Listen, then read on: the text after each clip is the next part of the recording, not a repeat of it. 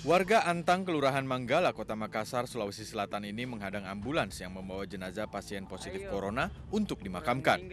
Warga mengaku takut tertular virus corona jika jenazah dimakamkan di wilayah mereka. Ambulans terpaksa putar balik dan mencari lokasi lainnya di Kota Makassar untuk pemakaman jenazah. Sementara itu, penjabat Wali Kota Makassar Iqbal Soaib terus mengimbau masyarakat untuk tidak takut dan bisa menerima jika ada jenazah pasien positif corona yang dimakamkan di wilayah mereka. Karena virus corona yang sudah dikubur bersama jenazah tidak akan menular.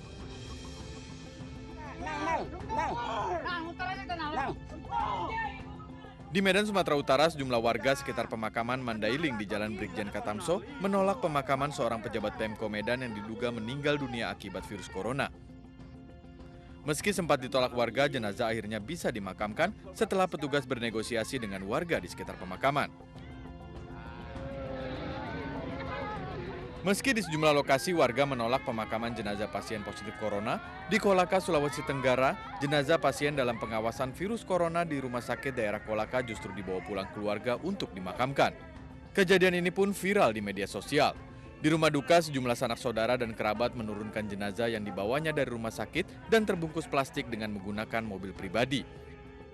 Tentu saja hal ini bukan contoh yang baik untuk masyarakat. Tim Liputan iNews melaporkan.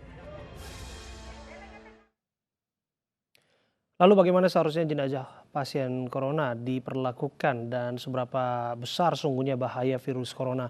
Kita akan bahas bersama dengan Sekretaris Komisi Fatwa Majelis Ulama Indonesia, Asrorun Niam Soleh, dan juga ahli virus Dr.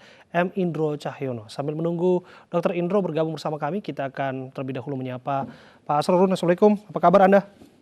Alhamdulillah sehat, Mas Abraham, mana kabar? Ya, saya juga sehat. Alhamdulillah. Pak Asrorun, langsung saja Pak. Bagaimana Anda menyikapi dan melihat maraknya di berbagai daerah penolakan pemakaman jenazah COVID-19 dari perspektif MUI? Terima kasih Mas Abraham ya.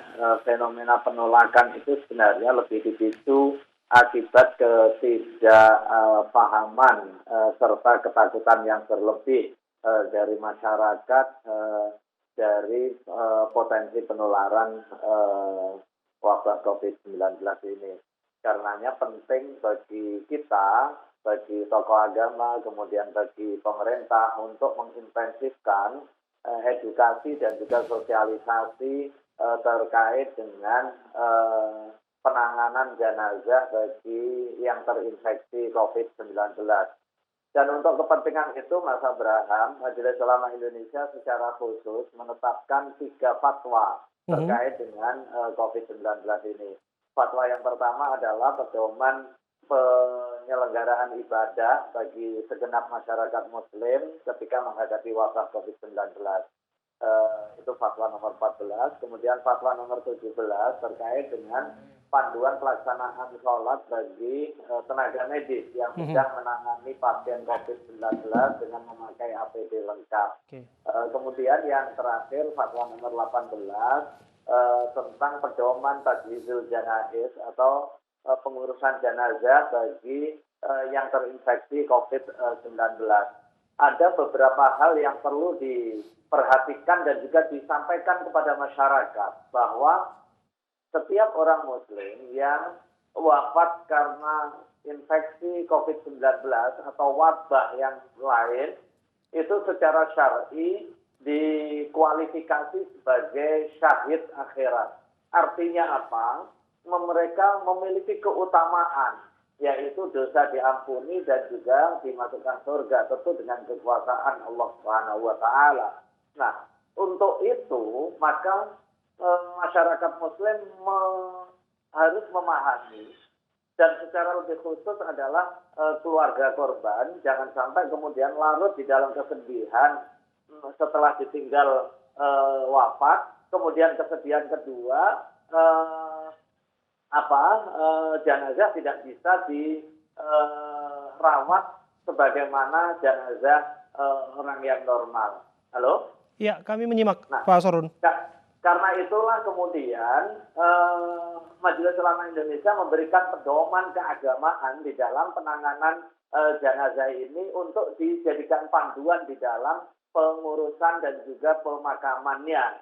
Nah, ketika ketika tadi disebutkan di awal, bahkan di dalam diktum pertama fatwa ini, ditegaskan status jenazah yang wafat karena terinfeksi virus COVID-19 itu sebagai syahid akhirat.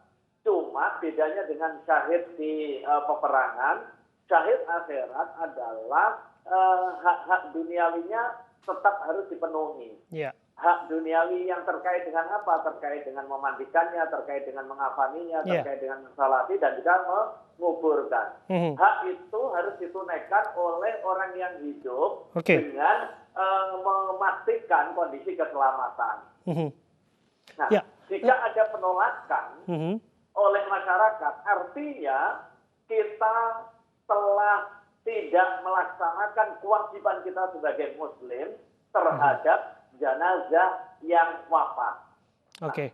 Bagi jenazah nggak ada masalah, karena itu bagian dari hukukul janaiz, jenazah tidak terkena pembebanan hukum. Tetapi yang masalah adalah kita yang hidup. Makanya penting untuk memahami aspek keagamaan secara utuh, tetapi pada saat yang sama juga mempertimbangkan protokol kesehatan untuk kepentingan keselamatan kita.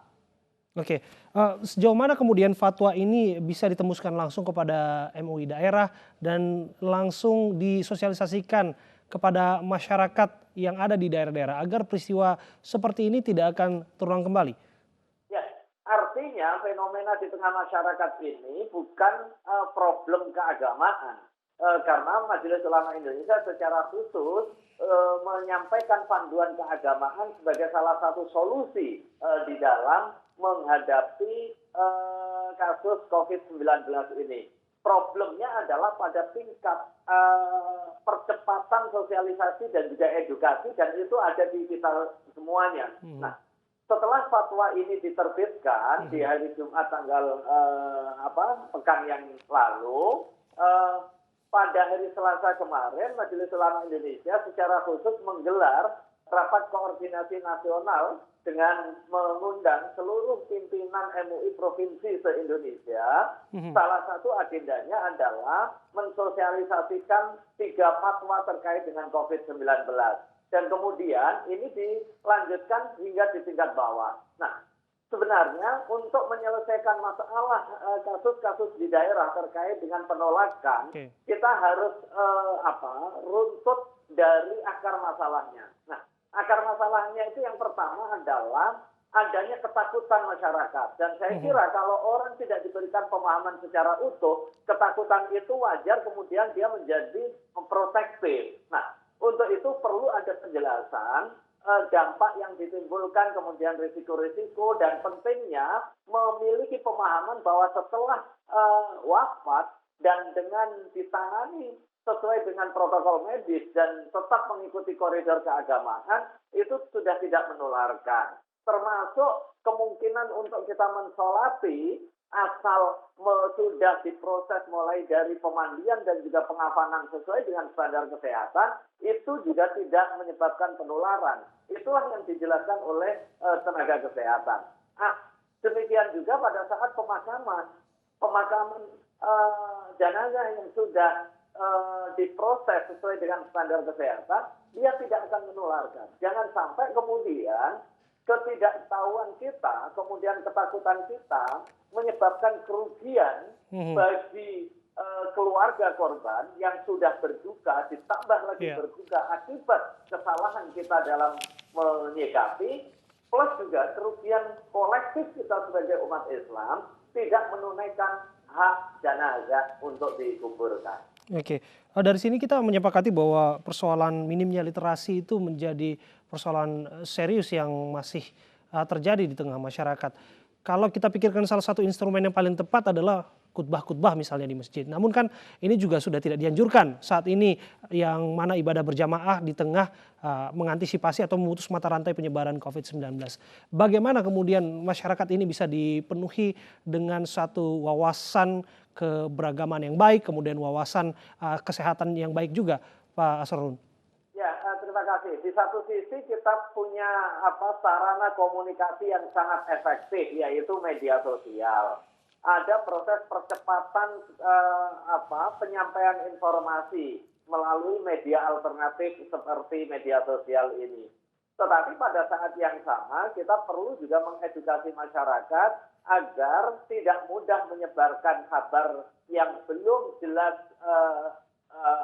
akurasinya. Kemudian jangan sampai kita juga termakan oleh hoax, informasi yang tidak benar, yang kemudian menyesatkan dan juga menyebabkan perilaku kita yang salah akibat informasi yang salah. Nah, kanal-kanal alternatif informasi itu perlu ditempuh, termasuk juga melalui media televisi seperti sekarang ini. Media massa, baik cetak maupun elektronik, secara bersama-sama punya tanggung jawab untuk menyampaikan informasi yang benar, serta tidak menyebabkan ketakutan di tengah masyarakat, dengan disertai informasi yang proporsional, informasi yang tetap menjaga keamanan, tetapi pada saat yang lain tidak menzalimi hak-hak jenazah, hak-hak pasien, dan juga hak keluarga. Saya kira ini menjadi komitmen kita bersama, seluruh lini bergerak, termasuk juga pemerintah, Kementerian Agama yang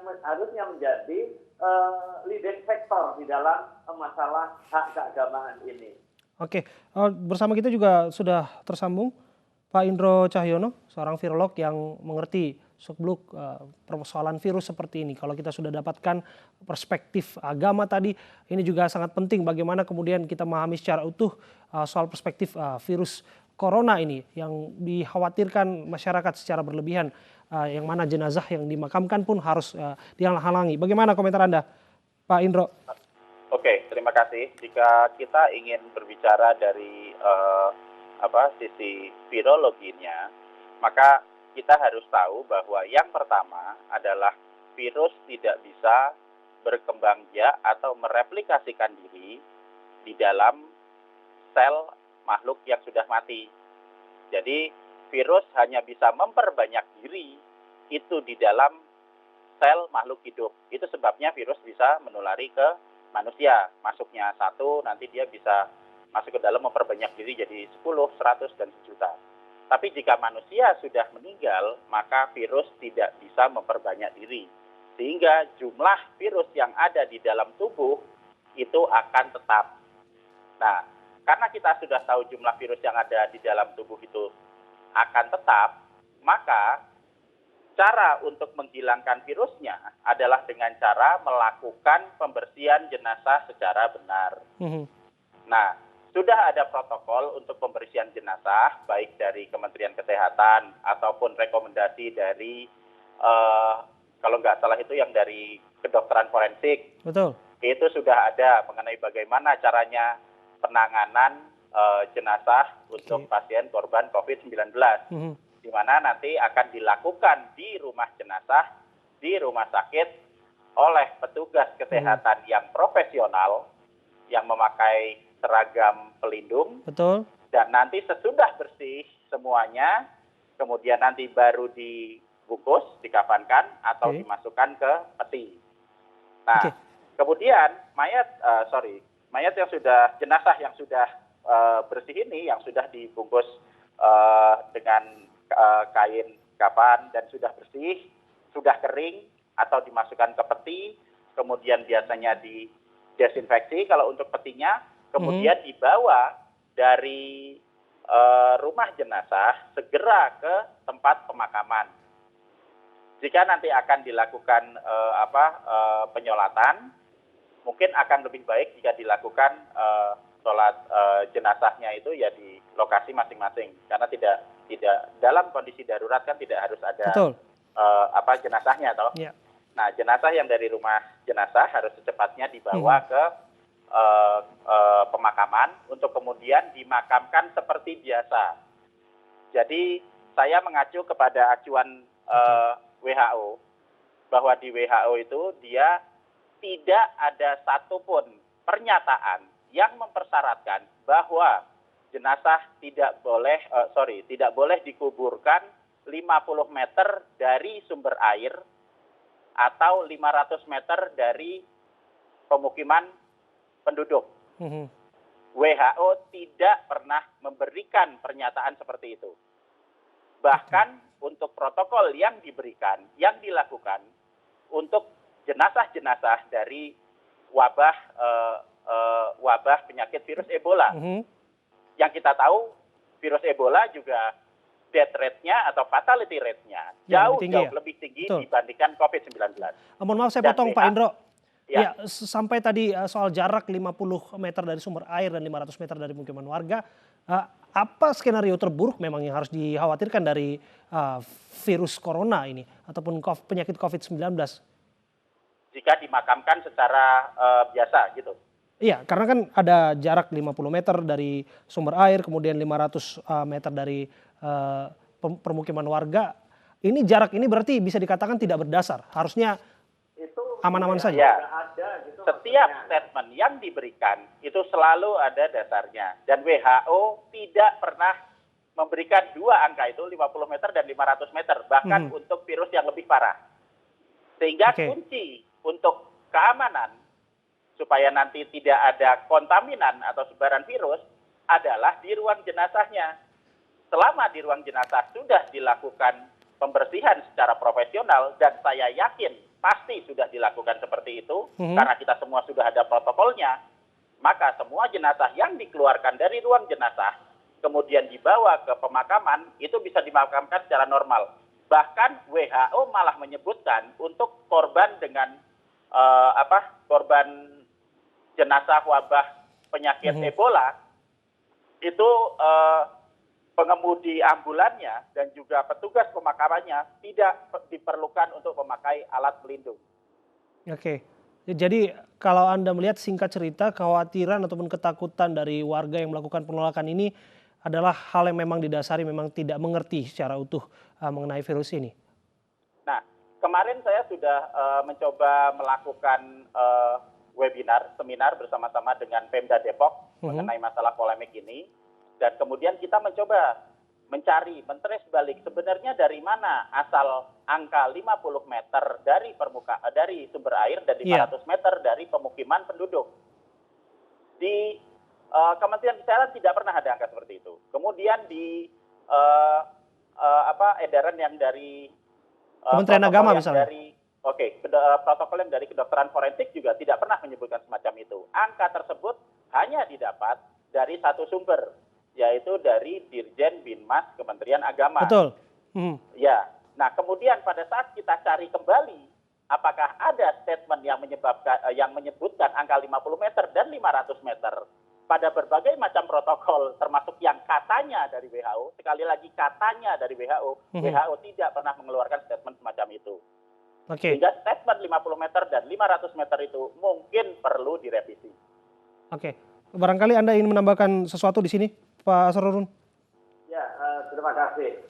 Intinya tadi yang dijelaskan oleh Pak Indro, masalah aspek keamanan.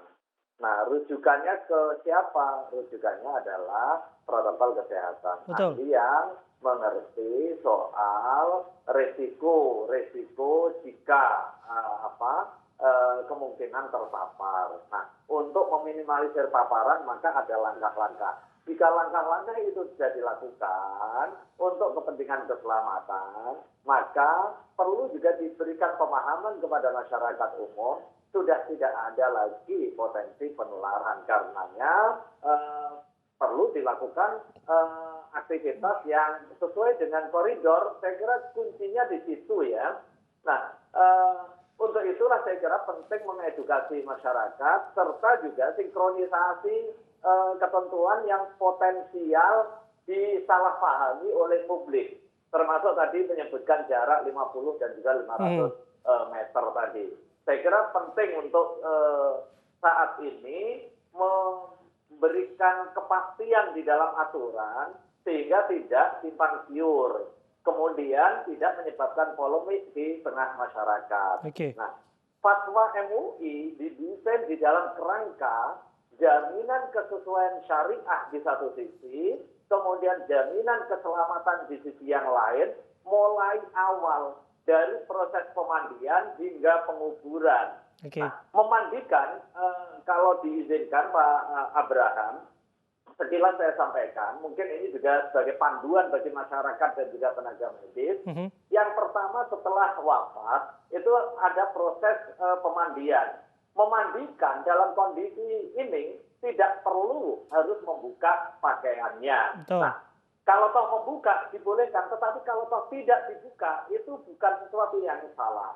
Kemudian petugas wajib berjenis kelamin yang sama. Ini kepentingannya adalah jika ada aurat yang kemudian bisa terlihat. Tetapi kalau seandainya tidak ada petugas yang berjenis kelamin yang sama, maka dimungkinkan proses memandikan tetapi dengan memakai pakaian. Kalau toh tidak dimungkinkan memandikan karena aspek teknis atau aspek keselamatan, maka dimungkinkan tetap masih ada jalan keluar, yaitu dengan cara tayamum. Nah, jika tidak dimungkinkan dua hal ini, dimandikan nggak mungkin, kemudian ditayamumkan nggak mungkin, maka atas dasar darurat syariah, dia dimungkinkan langsung dimasukkan di dalam kain kafan yang kemudian diberikan pengamanan melalui plastik yang rapat itu. Baik, saya terakhir ke Pak Indro. Pak Indro, dengan disiplin keilmuan Anda yang mempelajari virus begitu lama, artinya bahwa berapa lama sesungguhnya virus ini masih bisa bertahan di tubuh jenazah dan apakah kemungkinan ini bisa juga mencemari air dan sebagainya? Ini fakta yang mana hoax, bisa dijelaskan? Ini, jadi sama seperti tadi pada saat kita berbicara di awal, pada saat makhluk hidup sudah meninggal kemudian menjadi jenazah, virus tidak bisa memperbanyak diri. Sehingga jumlah di dalam tubuh sangat-sangat minimal. Dan virus ini akan dikeluarkan atau disettingkan ke lingkungan itu lewat isi dari saluran pencernaan dan juga untuk dari saluran pernafasan. Dan pada saat dilakukan proses pembersihan dan pemandian jenazah yang benar sesuai syariat Islam, yang digabungkan dengan teknik dekontaminasi, teori dekontaminasi untuk virus, di mana nanti kita bisa menggunakan sabun atau desinfektan, sehingga virus yang ada di dalam isi perut ataupun di saluran pernapasan bisa dikeluarkan, kemudian langsung didesinfeksi.